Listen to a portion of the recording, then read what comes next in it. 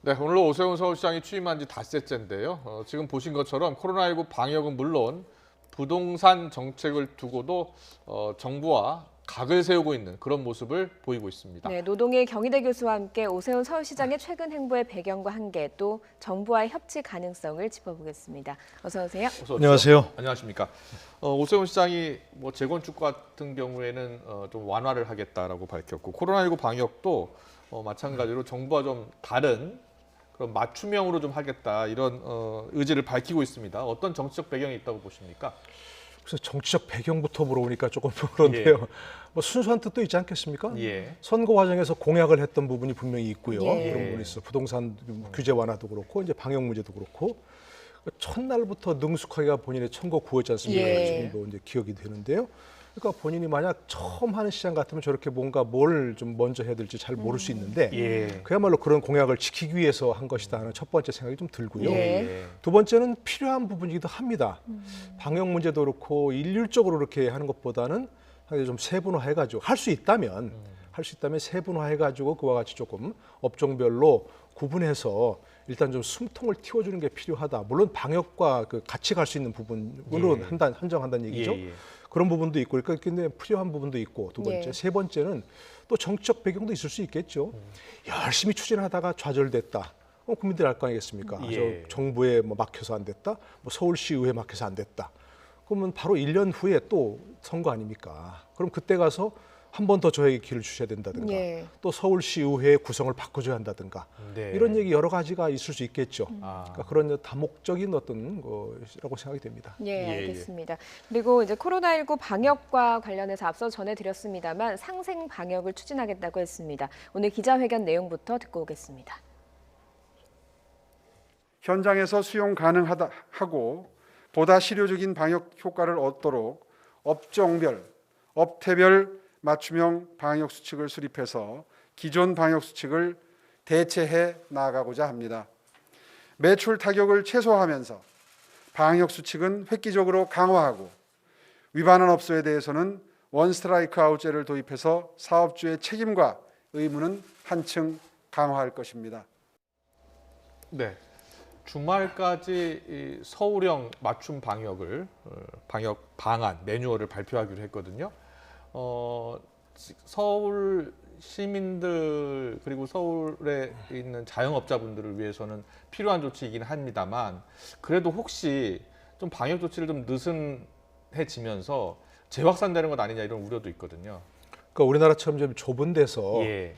예를 들어서 서울에서 경기도까지 1시간이면 다 가는 것이고요. 네. 바로 뭐 충남까지도 뭐 2시간이면 가는 그런 나라에서 뭐 지자체별로 뭔가 따로따로 하는 것은 참 맞지는 않을 것 같아요. 예, 예. 미국이나 이런 데처럼 넓은 나라에서는 주별로 카운티별로 다 다르게 할 수 있는데 예. 그렇지만 그러나 저런 걸 해야 된다고 저는 생각합니다. 반드시. 예. 지금 벌써 1년이 넘은 시간 동안 네. 유흥업소들은 뭐 좀 완전히 좀 이른바 초토화됐잖아요. 예, 예. 그분들은 어떻게 생각하겠습니까? 제가 만약 그 유흥업소나 이런 운영하는 사람이라면 그게 유해한 업소가 아닌데 예. 그럼 난 뭘 먹고 살란 말이냐 예, 예. 이렇게 나올 거 아니겠습니까? 네. 그런데 언젠가도 제가 이 자리에서 얘기했습니다만 예. 정부는 대책도 안 세워줍니다. 무슨 저 손실보상을 하겠다고 하더니 또 좀 지나갔더라고요. 예. 예. 또 선거가 끝났으니까. 그러면 뭔가 그분들에게 살 수 있는 뭐 방안을 강구해 줘야잖아요. 네. 그러니까 저게 이제 구체적으로 얼마나 실효성이 있냐는 별개로 예. 정말로 지역별로 업종별로 이런 분들에게 조금 시간상이라든지 어떤 업태 행태별로 이런 것들을 좀 세분화해 가지고 예. 이제는 어느 정도 영업을 할 수 있는 그런 걸 해줘야죠. 그리고 거기다가 아까 오세훈 시장 시계인 대로 자율적으로 할 수 있도록 만약에 자율적으로 하지 않고 문제가 생기면 바로 문 닫게 했다든가 예. 이렇게 예. 하는 방안을 조금 이제 도입해야 할 필요가 있다고 생각합니다. 네. 교수님 말씀은 어쨌든 민생과 방역이 좀 동시에 그렇게 치러질 수 있다면 제대로 지켜질 수 있다면 필요한 부분이 있다라고 말씀을 하시는 거지만 방역 전문가들은 상당히 걱정이 큽니다. 방역 전문가들의 이야기 듣고 오겠습니다.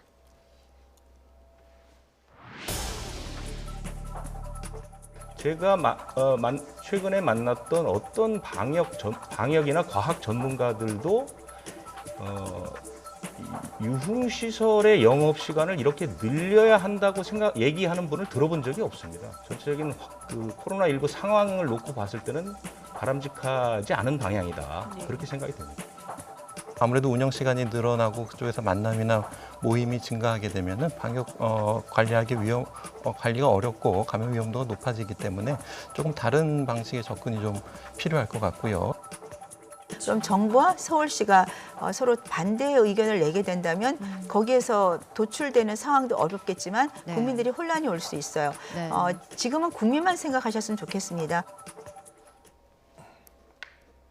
네, 여러 가지 고민이 있을 겁니다. 지금 교수님께서 말씀하신 것처럼 자영업자분들의 생활고가 아주 심각한 상황이니까요.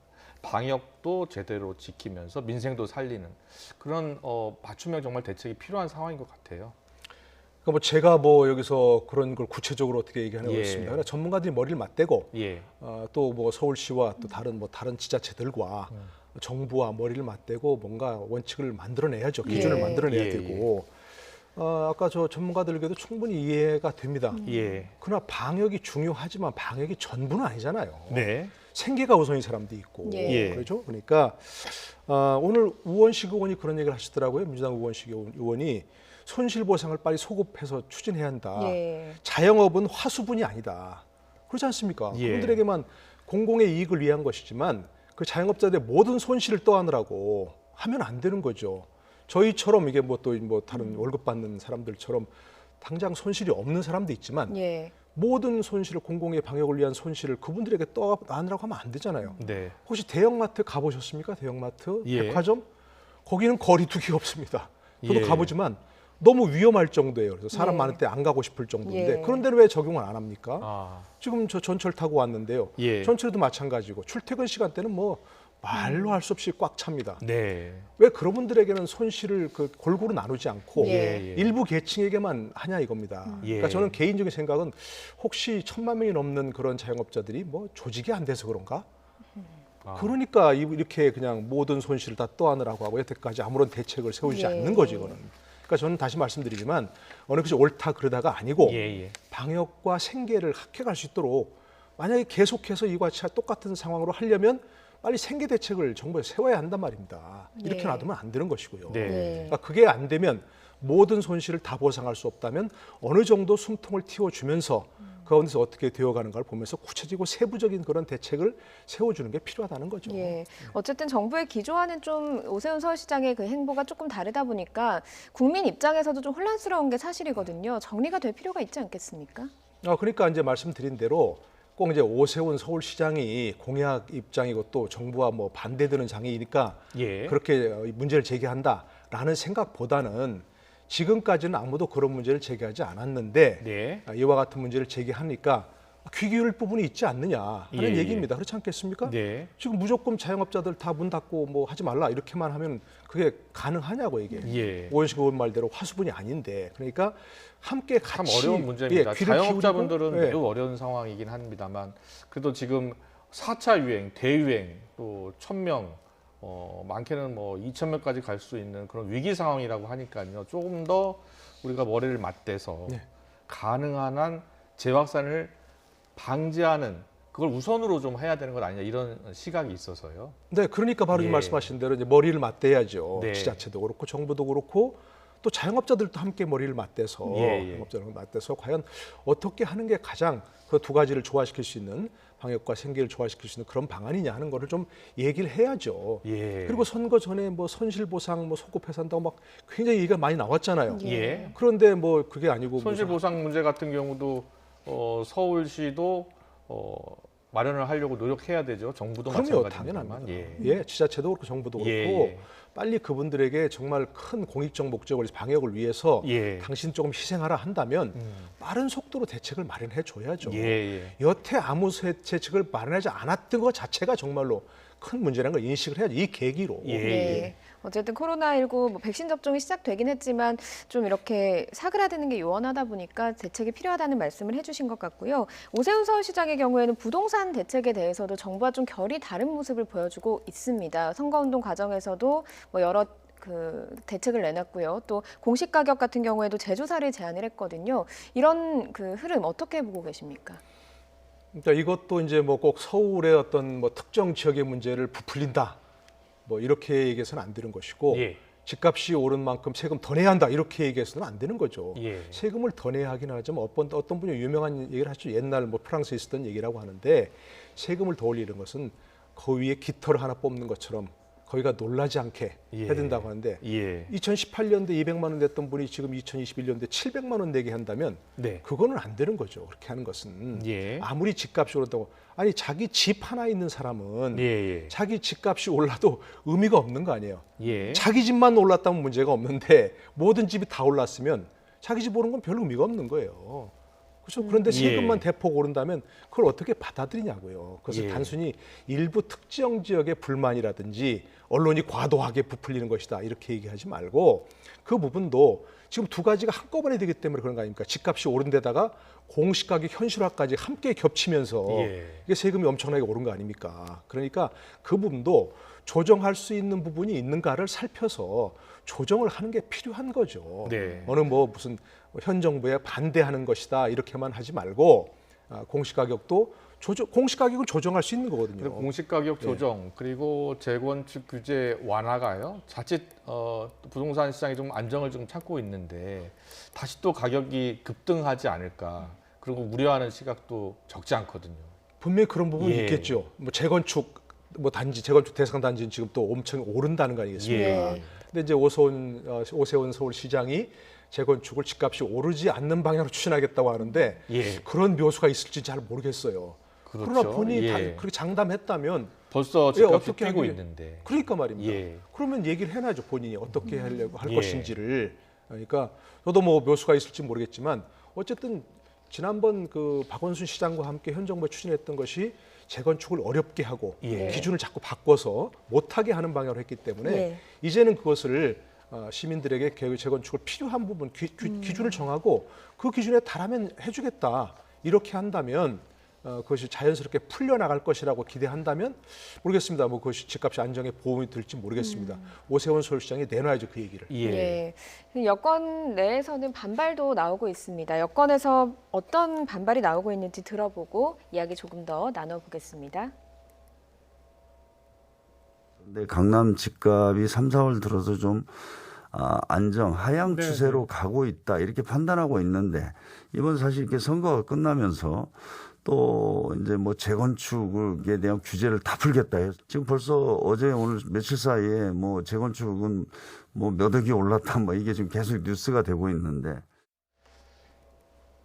네, 이거 재건축 규제 완화는 민주당의 박영선 후보도 규제 완화를 좀 건의하겠다 이렇게 이야기는 했어요. 하지만 또 청와대와 좀 생각이 달라서 민주당이 정책 기조를 지금 바꿀 수는 없는 것 아니냐 이런 의견도 있거든요. 어떻게 전망하세요? 그래서 오세훈 시장이 추진한다고 해서 부동산 뭐 부동산 정책이 갑자기 바뀔 수는 없는 거죠. 예. 뭐 홍남기 부총리도 얘기한 것처럼 그건 뭐 정부의 역할이 가장 큰 것이고 예. 그다음에 뭐 지방자치단체는 이거에 대해서 크게 권한이 없는 뭐 상황이고 그러니까 함께 그것도 협의를 해야죠. 협의를 해서 지금 뭐 정부가 기조를 바꿨지 않습니까? 사실은 예. 규제 일변에서 공급 대책으로 바꿨으니까 그럼 예. 이제 공급 대책을 집값이 오르지 않고 할 수 있는 방법은 뭐가 있는가 하는 예, 것을 그래서 도심 재개발을 통해 가지고 무슨 좀 굉장히 용적률을 완화한다든가 층고 높이를 제한을 푼다든가 해가지고서 그런 것도 할 수 있는 것이고 예. 그러니까 가능한 방안을 함께 협의해야죠. 예. 네. 오서울시장 혼자서 추진할 수 있는 것은 방안은 마땅치 않습니다. 예. 그러니까 정부를 설득해서 어떤 합리적인 대책을 내놓고 함께 추진하는 게 필요한 거죠. 알겠습니다. 예, 알겠습니다. 그 안철수 그 국민의당 대표의 경우에는 오세훈 서울시장이 당선되는데 운동을 열심히 띄워주지 않았습니까? 그렇다 보니까 이제 공동 운영을 서울시 공동 운영을 어떻게 할지도 관심이 쏠리고 있습니다. 다음 주에 공동 운영 계획을 공개를 한다고 하는데 오세훈 시장과 안철수 대표의 발언을 먼저 들어보고 오도록 하겠습니다. 어저께도 뵀습니다. 어저께 식사를 같이 하면서 여러 가지 또 논의를 했고요. 아직까지는 뭐 공개하기가 조금 이른 상황이기 때문에 공개를 못하지만 다음 주에 서울시의 인사가 시작이 되면 아마 자연스럽게 공개가 될 겁니다. 지난 토요일 저녁을 오세훈 시장과 함께 했고 그리고 여러 가지 폭넓은 이야기를 나눴습니다. 두 사람만 있었던 그런 대화였습니다. 그러면 김도식 실장과 이영훈 전 실장을 정무부시장으로 사실관계가 좀 틀리다는 말씀드리겠습니다. 폭넓게 이야기를 나눴습니다. 네, 선거 전에 합의를 했죠. 공동 운영하자고. 그런데 실제로 공동 운영하는 게 좀 어렵지 않겠습니까? 어떻게 보세요? 글쎄 공동 운영이 뭔지는 잘 모르겠어요. 예. 사실은 한 번도 이렇게 안 해봤기 때문에. 그러나 네. 이제 그 과거 남경필 경기지사가 전 경기지사가 예. 그때 하면서 그런 얘기를 했었죠. 민주당 정부와 이제 그 지방자치 차원에서 예. 공동 운영하겠다 해가지고 뭐 부지사도 뭐 신설을 하고 해가지고 할 수 있는 게 그런 있습니다. 현재로서는 막 부지사를 막 신설하지 않는다면 예. 부시장을 예. 정무부시장을 뭐 안철수 대표 측에 아. 양보한다든가 추천을 네. 받아서 한다든가 하는 방법이 있을 수 있고요. 또 서울시 공무원들 전체에서 무슨 뭐 특별히 안철수 대표 측을 배려할 수는 없는 것이고 예. 정무직 몇 자리가 있죠. 오세훈 시장이 직접 할 수 있는 인선할 수 예. 있는 정무직 몇 자리가 있는데 거기서 이제 그 안철수 대표 측에 추천을 받은 사람을 뭐 쓴다든가 아니면 또 안철수 대표가 특별히 무슨 뭐 어떤 공약을 특별한 거 내놓은지 잘 기억은 안 납니다만 예. 그 중에 특이한 공약이 있다면 그것을 받아들여서 그걸 같이 추진하는 방향으로 예. 한다든가 예. 뭐 그렇게 할 수 있겠죠. 네. 예. 알겠습니다. 다음 주쯤 윤곽이 나온다고 하니까요. 지켜보겠습니다. 노동일 경희대 교수와 함께했습니다. 잘 들었습니다. 고맙습니다. 고맙습니다.